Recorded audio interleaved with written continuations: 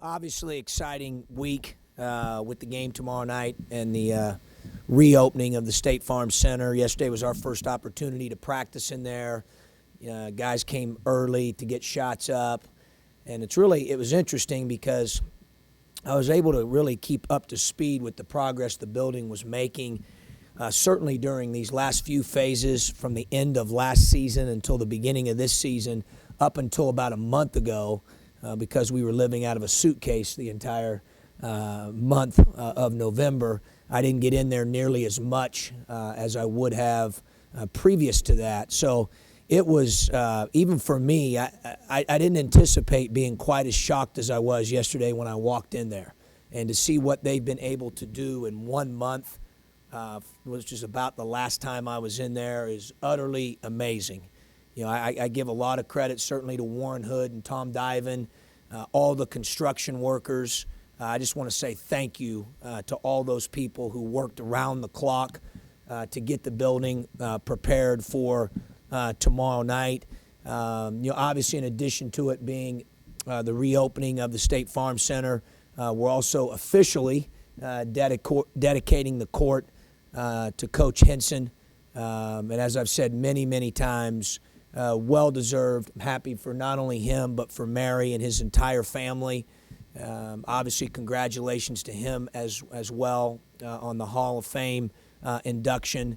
And just really feel very privileged to know him and his family. And I'm very honored to have the support, certainly, that he's given me, our staff, and our team since we arrived. So that'll be special to be able to do that as well tomorrow night.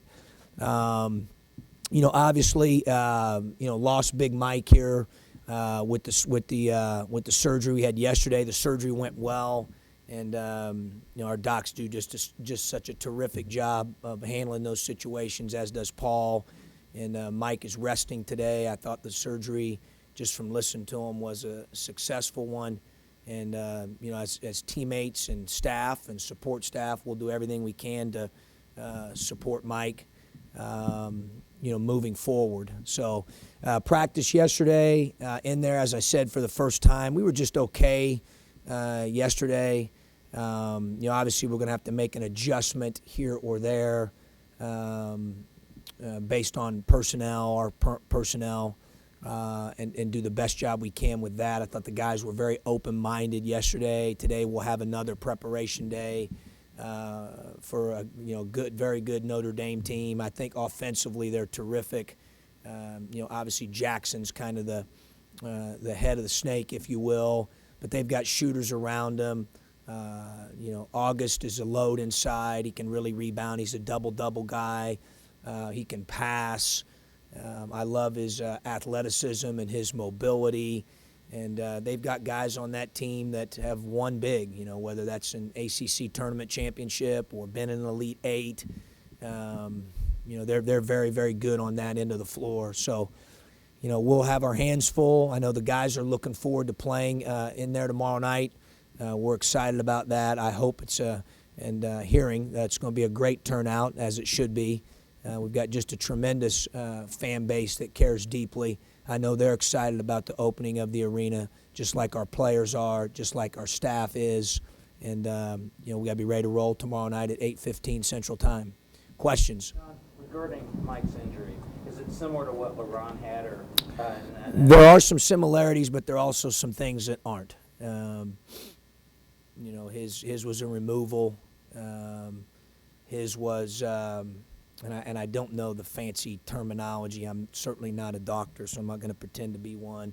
But they had to do, something else. Nothing out of the ordinary or major, but it certainly influences recovery. And then obviously, as a lot of Mike has, had some with diabetes, and so all that kind of factors in. To his ability to recover. But I know Mike will be very diligent, and I know Paul and the doctors will do a great job. All kinds of questions. Number one, I'm told that he could redshirt, and then I'm also told by somebody else that they're not favorable toward transfer students getting a sixth year. Do you know anything about that? No, I don't. There's no timetable on it right now. He's out indefinitely. There's a lot of variables. We're going to do what's right for Mike. I certainly can't speak for the NCAA and what they do with each individual case. I do think it's just that. It's based on each individual case. Was it removed? Yes. Was there, and I can't remember the exact terminology, so I just don't want to give you anything that's inaccurate. But they have to, is there, some concern yesterday in addition to the meniscus that they took care of? Yes. Is the fact, is he diabetic? Yes. So we're going to do what's right for Mike. Is that, people ask, is it potentially, season ending? Sure. Absolutely. We're going to prepare with the contingency plan as if he's not coming back. And, that is what it is. In terms of what gets decided by, all that stuff, it's too fresh. It just really happened in the last 24 to 48 hours to dig into, like, precedent and all that. I don't even know if that's a very valuable use of time. So biggest concern we have right now is Mike's health and doing the right thing for Mike Thorne. Have you been given a timetable for the timetable? Has anyone said we'll know more of what this will look like in a certain amount of time? No. Too many variables there. John, what is your contingency plan? What will you do with him out personnel-wise? Well, obviously we're a little bit different. It's hard to replace a guy with one player of Mike's ability and size. There's not a lot of 6'11", 270-pound guys walking around campus. But we've got to turn that somehow into a positive with, our style of play. Maybe it could potentially, will eventually evolve and change. How quickly can you do that in 24 to 48 hours? Tell you I'm a magician, but that'd be false too. But I do think what we certainly have with our guys, there's guys that have certain strengths, and we're going to play to those strengths. And I've got great confidence in our guys. And one of the things that's happened because of the amount of injuries is there's some guys that have maybe played more minutes than normal, probably, being through 7 games. So they've had to be baptized by fire a little bit, and maybe that makes them a little bit more prepared and ready for not only tomorrow night but moving forward. We'll see. I do think we have certainly some talented guys, but we've got to have more winning habits, especially on the defensive end of the floor, more consistency there. I did think that we took a step in a positive direction in Florida, for sure. I thought we played first 60 minutes there. I thought we played really, really well, especially considering, guys are still working to get back to full strength. Some guys were playing their first or second game.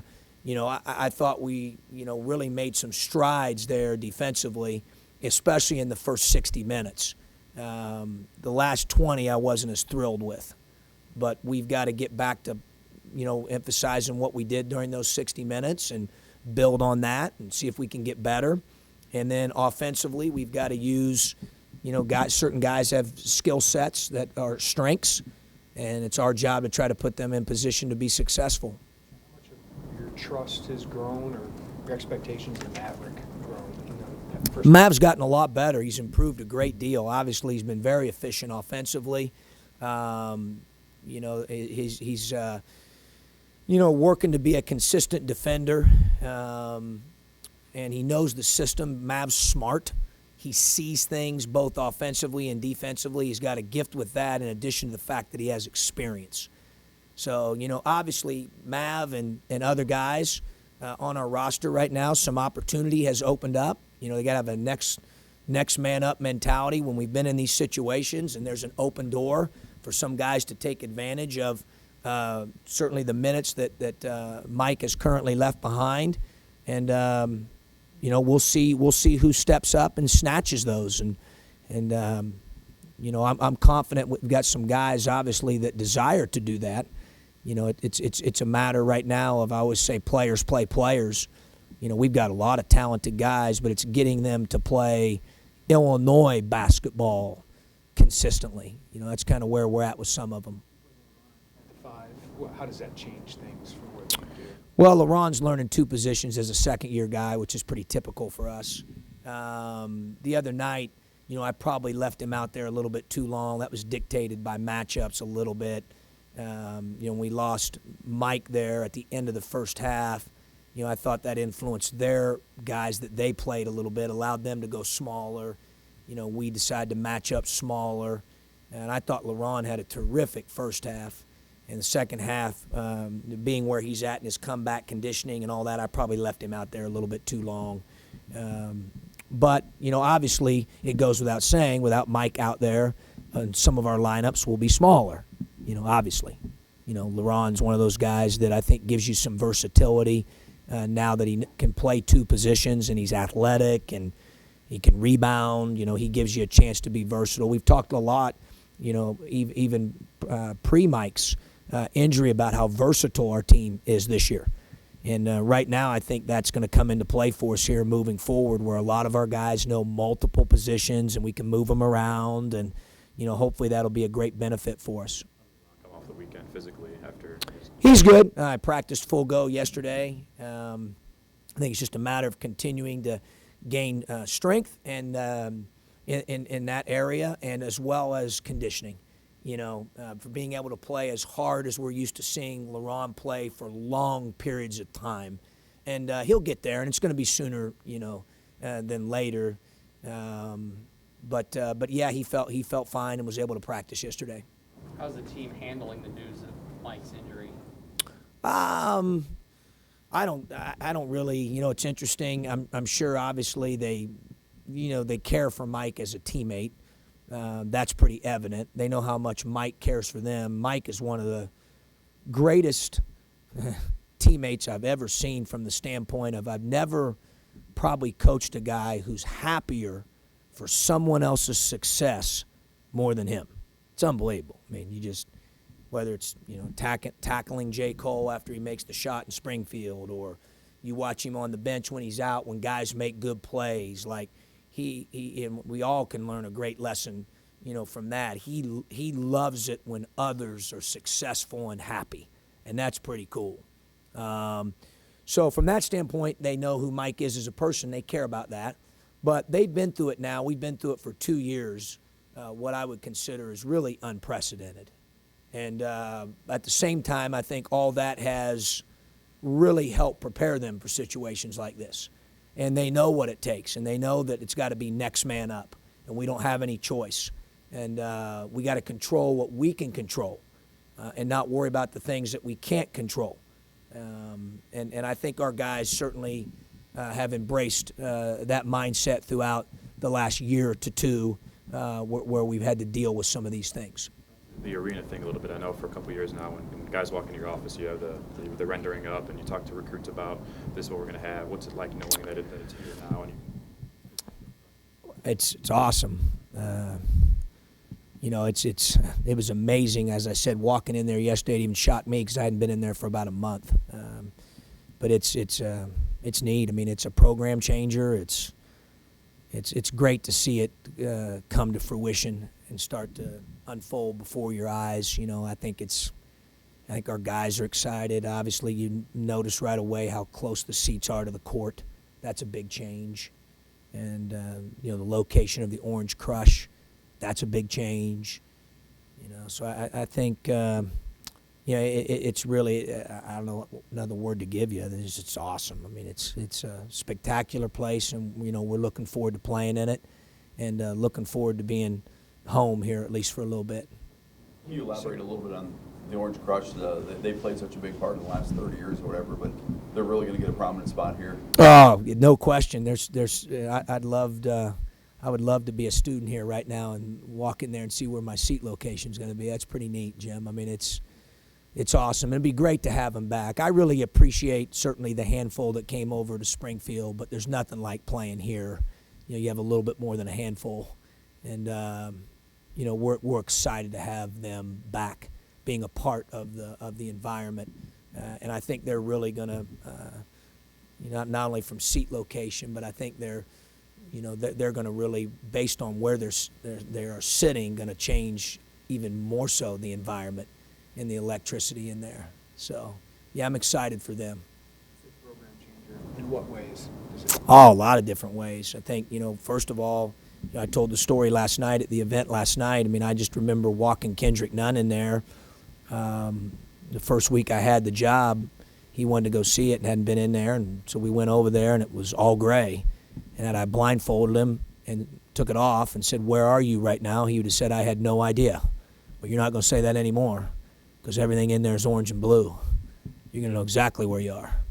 I thought, I think that's big in recruiting. I think it's great for, just in terms of, momentum and, facilities upgrade. We needed that. Obviously the building has great tradition. And it means a lot not only to our community but the campus, but the state, and it's a phenomenal building. But it did need some renovations, and obviously that took place. And now I think whether it's it's affected recruiting even to this point. And I think it will continue to do that moving forward. I think our guys are excited about it. I think the game day atmosphere is going to be even better. There's just a lot of pluses that go with it, let alone for the community and what that brings to our community, what that brings to the campus, to a student who maybe starts and has, freshman convocation all the way to commencement or graduation, and what that building from means here on our campus, means to the community. I mean, I just think it's it's such a point. It's going to be a point of pride, and it should be. It's going to be once they get it fully completed, Jeremy, which we have one more off season, and they can do some things in what I call the underbelly, locker rooms, etc. I think at that point, once that gets finished, I mean, it'll be, one of the best. I know sometimes it gets overused, the word best, but one of the best in the country. Do you expect Kendrick to be that effective right away? Probably not. I thought it would take maybe a little bit more time. Again, I probably left him out there a little too long in the second half the other night. That was on me. He's not going to, how you doing today? Good. How's it feel? Good. How are we going to play tomorrow? Good. How's class? Good. I mean, he just is unflappable, so that's always going to be his response. Regardless of how he's feeling or what he's thinking, he's always going to tell you he's good. That's where he has a little bit of toughness to him, which I've said that before, brings an edge to our team. But, I probably left him out there a little bit too long the other day. 2 games in 2 days, 30-some minutes. He's still got a little bit of a ways to go conditioning-wise, but I'll be honest with you, I'll give Fletch a lot of credit for both him and Tate. Now, those guys were able to condition because their injuries were upper body, whereas LaRon's was lower. And Fletch did a good job with them. And their conditioning was better than what I thought. Their ability to move was really good. I would say they certainly exceeded my expectations, to be honest. Coach, I know you said it before, but your first memories of Lou Henson, can you kind of elaborate? Just the orange coat. I remember coming over. I remember TV games, watching him coach. I thought about, as I've said before, when I had the opportunity to, even interview for the job and then ultimately come and become, the head coach here at Illinois. That was I referenced it last night. I mean, that was one of the greatest days of my life, certainly professionally. To have an opportunity to be here. I mean, this is a special place. But Coach Henson was one of the first thoughts I had, for sure. And what I saw, again, was the orange jacket and him on the sidelines. And I remember watching the '89 team and, how entertaining they were and how electric they were in transition. And, those were some of my first thoughts, for sure. But I'll be honest with you, it's certainly, when you say his name now, not my first thought. My first thought is not good person, great person. That's my first thought.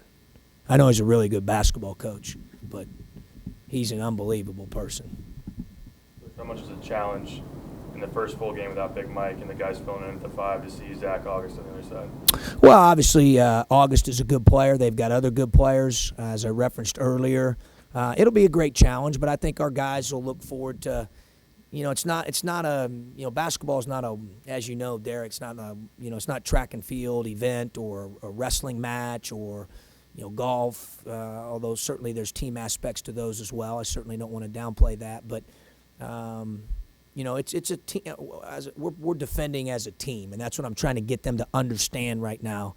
And it just takes one guy, let alone if you have a couple, not in the right position or making a mistake on a coverage, to botch it for, everybody. It's kind of like, people that grow apples or for a living. When they take them to the market, it just takes one bad apple to infect the entire cart. And I think that's happened a little bit to us at times on defense. We're getting closer, but I think guys are understanding the relationship of how they have to be connected to guard the ball together. We're not quite there yet, but we're getting closer. Somebody big like Mike, do you have to change schemes defensively, or do you stay in the same system and just try? You have to wrinkle and adapt. I don't know if you completely wholesale change. You don't do that. You certainly can't do that in 24 to 48 hours.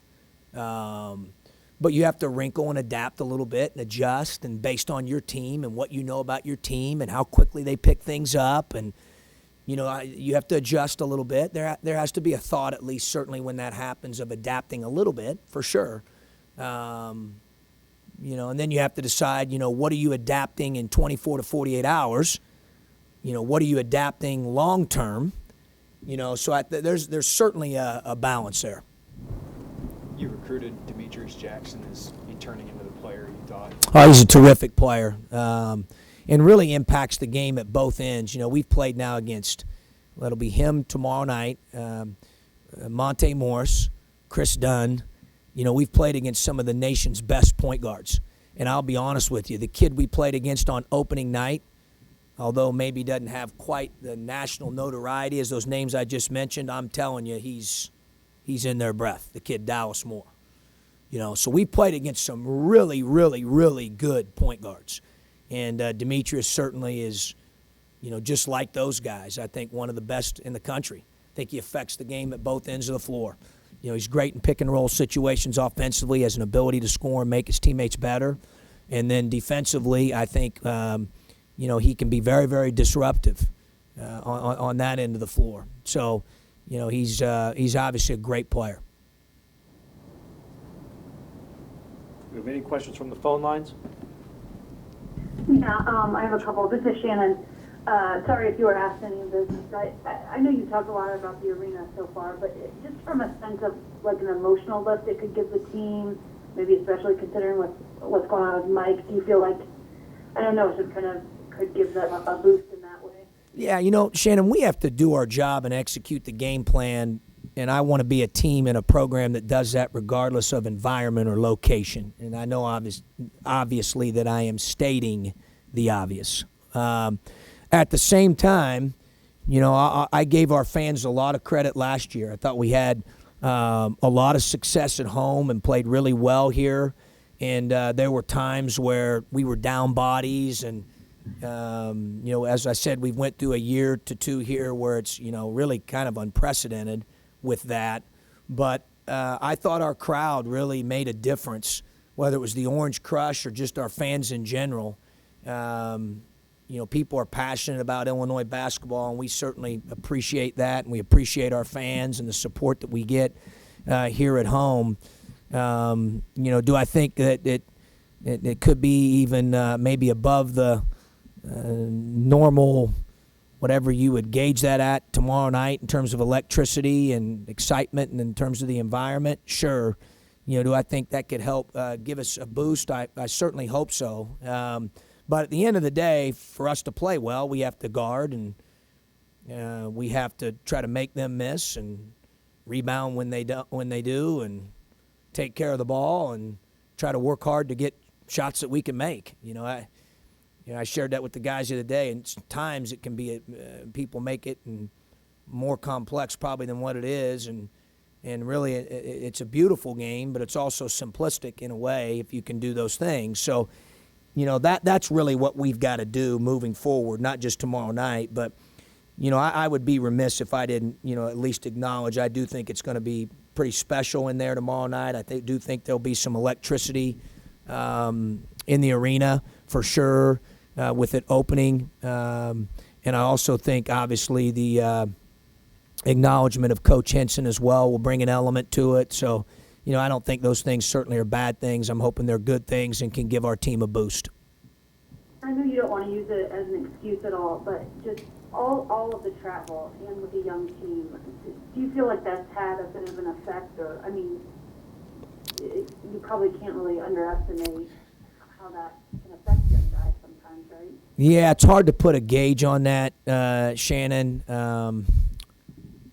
It's hard to do that. Or, I'll be honest. Have I changed some things in terms of length of practice or how we practice or how many reps Hill's getting right now or trying to be aware of the travel and the, 13 or 14 days and nights in hotels? And yes, I would be misleading you if I didn't say otherwise. We've tried to adapt and adjust based on circumstance, but we always do that based on circumstance, trying to do what's best for our team. Was that a little different? Yeah, it was different. Is a variable? Yeah, but we all have to deal with variables, whether it's in athletics or life. We have to deal with those things. So we adapted a little bit, yes. It certainly was on my mind in terms of preparing for practice and how many reps guys were getting and how long we went and whether we were traveling or not and what time we got back and, but I'll be honest with you, all those things factor in every year. It just so happened that this past month it was, a little bit more than normal. I don't know if that answers your question. It's not a perfect science, unfortunately, but we're trying to balance all of it to the best of our ability. And just the last thing for me is the story you told about Kendrick and blindfolding him and walking into the arena. When did that happen, or you going to fill in the details? Yeah, I didn't literally blindfold him. But it was obviously I'd recruited him at Ohio. He was the first player to visit the campus when I got the job here, him and his dad. And he wanted to go over and see the arena. He hadn't been in the arena. And I said, hey, sure. And, of course, my previous recollection of it was the day that I was hired and what it looked like the day of the press conference. Basically relatively close to a game day setup. Maybe not identical, but close. And, of course, when I took him over there that day, there was little to no orange and blue anywhere. And that was the first thing I thought of last night when I got up to speak in front of, all the people that were there to, take a look at their premium seating. And we had a great event last night. It was very well put together, and it was really neat. But, as I walked up to the podium and you look around, everything's orange and blue. And such a drastic change, from what would have been April 2012 till now. And obviously a lot of people have had their hands in creating a very, very, very, very special arena.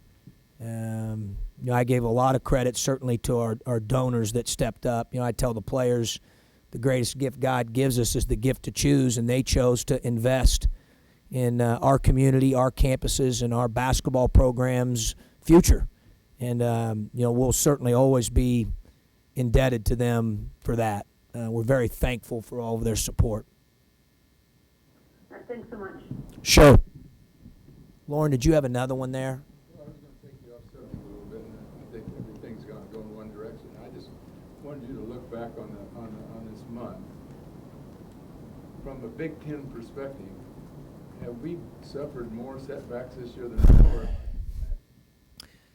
You track that probably more than I do. I know some of the scores here and there. I'm going to be honest with you. I'm so bad about unless it's someone we're playing. Like you may say to me, this team they've lost one. And I'd be like, is that right? And deep down you're like, I just said that to them. They've really lost 3 or 4. Like, I have no idea, I don't follow that stuff. My assistants probably followed a little bit more maybe, but I don't have time for that, unfortunately. You know, I have a feel here and there maybe for some scores, or I'll hear one somebody's talking about on the bus, but like I'm not a good person to ask like that question to, because I don't have I'd have to look at it first and maybe look at everybody's schedule and who they've played and how the outcomes of, you know, what outcomes have taken place to answer that accurately, and or to offer even an educated opinion. So, I mean, I don't know. Maybe. I mean, I'm not sure, because I need more information on that.